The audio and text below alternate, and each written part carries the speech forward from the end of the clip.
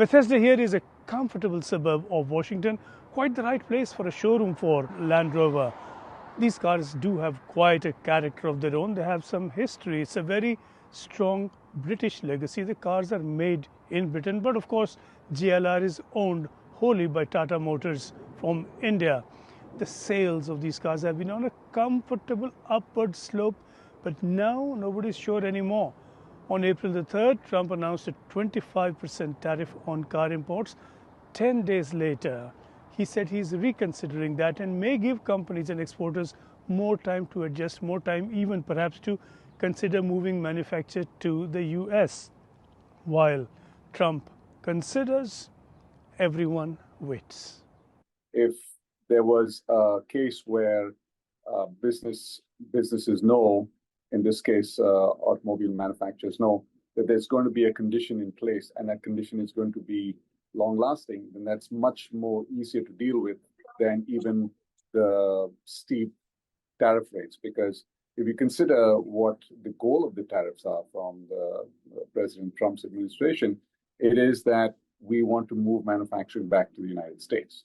However, it takes 3-4 years maybe to set up an automobile plant, to set up the suppliers, to set up the whole supply chain of first-tier suppliers, second-tier suppliers, and to ensure that all of those suppliers are also located here in the United States. So that's a gargantuan task to be able to ensure that all of those businesses can invest in the manufacturing capabilities in the United States. In the face of all this uncertainty, JLR announced a pause in shipments to the US for the month of April.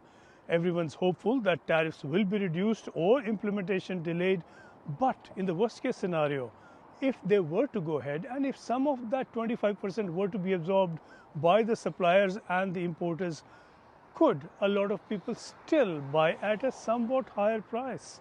The cars do have an image and a lot of buyers do have the means. So there are many ifs that you just mentioned, Sanjay. If the prices will be absorbed by the importer, if the prices can be in some way reduced to maybe 15%. We saw during the COVID, just after the COVID pandemic, when you had the chips, the electronic car chips shortage, the prices of cars did go up. Customers did go in and pay 10% more for the price of cars, and today the price of cars are much more expensive. Consumers are still buying. The question is whether the company is going to take that risk and risk their cars sitting on the lot, waiting for customers to come in and pay that higher sticker price. So that's, again, related to that whole concept of uncertainty. The company produced about 400,000 cars last year, of which about 100,000 were sold in the US. In the last quarter of last year, sales were up 44% over the comparative period a year back. That makes North America the fastest growing market for these cars so far. These cars do have friends in high places. Prime Minister Starmer has been making strenuous efforts to get more of these cars onto those ships and on the road here. Everyone really is waiting to hear now from Trump while fearing yet more.